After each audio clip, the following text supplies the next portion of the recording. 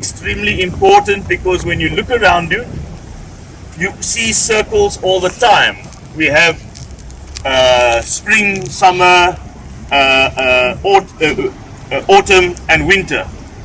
We have fire, water, wind and earth.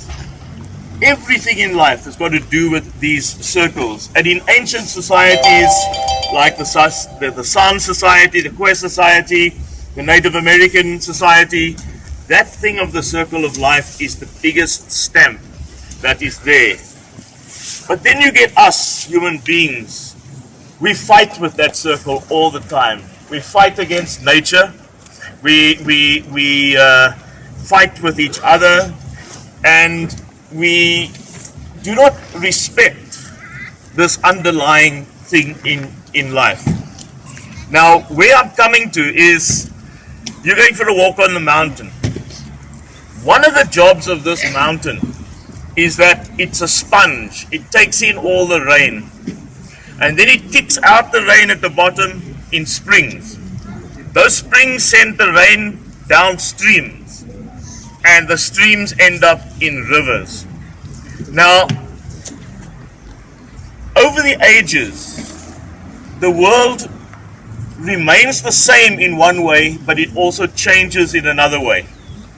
So, if we go back 4,000 years ago here in Cape Town, the sea covered most of the Cape Flats. The shore was around where the airport was. And this whole side of Cape Town was like an island. Over time, those waters fell back. But even just 500 years ago, the place that we come from, and I say we come from because I also grew up Salt River, Woodstock, District 6. That Salt River that we talk about wasn't a river. It was a big flay, an estuary. If you go up and you go to Tableview to Bayside Mall, before you get there, you see there's that whole expanse of water. And then you also see the Milnerton Lagoon. Salt River used to look like that. And it had a big island in the middle of it called Pardon Island, Island of the Horses. What did humanity do? When the colonialists came here, besides oppressing the people and warring against people and forcibly removing people, they also attacked the environment that they found. There used to only be one way to get onto a peninsula, and that was during springtime and summer, and before winter and autumn, people would have to leave with their cattle. And that way was called Varsha Drift, the fresh drift. And there was a small piece of land that came through Salt River called Varsha Valley. And in that Varsha Valley, the cattle and the koi used to come onto the peninsula in a cycle of spring, summer, autumn, winter. Everything has these themes in it. Now that huge flay there, one of the rivers that caught the springs from Table Mountain was the Liesbeek River. And the Liesbeek River wasn't what you see today. That's not the real Liesbeek River you see today. That has been totally messed up in many ways.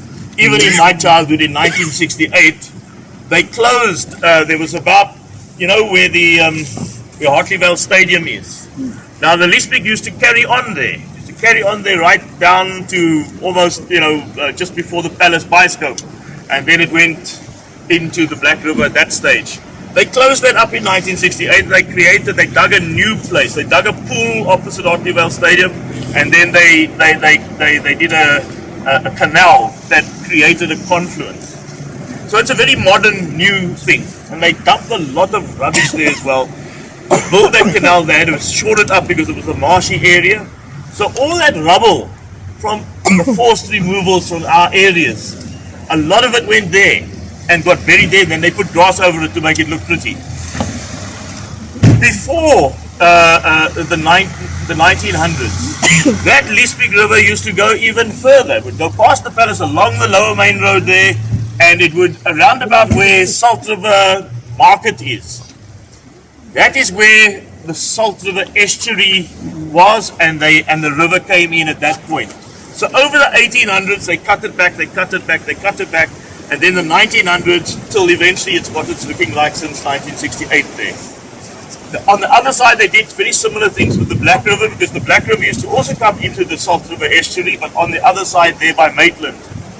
So they created this artificial coming together that we know today. I'm mentioning these things so that we get an understanding of where we live. Rivers used to come not just here to feed the least big, they used to come down Devil's Peak as well. And so sometimes when we have these really bad rains, you see our streets are turning into rivers. That's nature. Nature will always take back what belongs to nature. And so sometimes we have floods and we have what we see as disasters. But it's part of nature reminding us, humbling us to remember what the Almighty made. So I think that is my kind of lesson for this morning. And we see, let me go back to where I started, the Adhan. We see this attack on the Adhan happening by other human beings around us today. We grew up with this sound from birth to death across Cape Town. Now you have the city council wanting to stop it, wanting to turn it down and to control it. You should not let that happen. It's extremely important, and we should always remember and be conscious of our Africanness, that it was our African forebear Bilal who was the first to take that message and to melodiously bring it to people. And for anybody to take that away is criminal, in my opinion. But we also have to begin to care for our environment in a much better way than we do. We won't have these lovely walks to go on if we keep doing to the environment what has been done. We have totally messed up our water systems. Besides the water system that is on this side of the mountain, there is the water system, what we call the Kamisa River, on the other side of the mountain. Once upon a time, there were two major river streams of the Kamisa coming through Cape Town, and a whole lot of other springs entering it. Today, you can't see that. It's still there, but they put it in these big tunnels under the city. In fact, tours are now organized, underground tours of these systems. We have now established, some of you brought my book this morning to get it signed, but out of that book we went a step further, because we understand that a lot of young people in particular don't read thick books, don't read books at all. It's on the net now. We said what we need to do is also to take back. And we know that about 70,000 of our children with their teachers visit the castle every day in the year. And we said, but when they visit there, what do they see? They see places of trauma, like the torture chamber, or they see colonial paintings and a whole colonial story. They see nothing of themselves. So a few of us decided that we want to change this. One of this few is Ismail Higgins, who has established the Cape Muslim and Slavery Museum.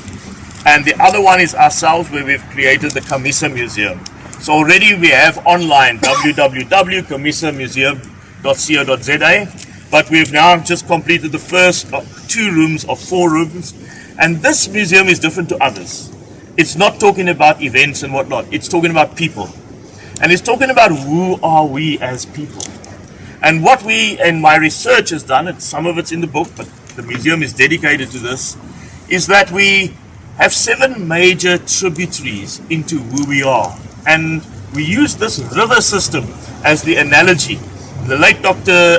Neville Alexander was one of the first to use that analogy of rivers and identity, because rivers flow, it has streams, some streams dry up, new streams start, there's a confluence. And so we took the Kamisa River of Cape Town, which, like our identities, has been forced underground. You don't see it today. And in the same way, like the regime said, we were colored, or in my case, other colored. They not only covered up our history and heritage, they also insulted us on top of it. Because Mariki de Klerk, the Klerk's wife, when asked, who are these colored people? She said, colored people are God's leftovers. That is how we were insulted. And so what this museum is about, it talks about 7 major tributaries to our identity and 195 streams of origin. And you know, in my case, in my family history, I know all my ancestors for 500 years. 26 were from various countries taken as enslaved people to this country. 5 were Khoi people and 19 were Europeans. If I cut off any one of those, I'm not me. And it's like that for all of us. So what we're doing with this museum is to show people the whole expanse of one's identity, that you come in the first room and it says, who do you think you are? The second room says, what did apartheid say you are? And the third and fourth rooms tell you, here is the actual wonderful history and heritage that is yours. And you get to add to it in the museum. So guys, I'm not going to talk much more now. Thank you for having me. Enjoy your walk, but think about those circles of life. It's deep within us, because when we talk of the oneness of the Almighty, the oneness represents all of those circles of life in every facet of life. Thank you very much, Shukran.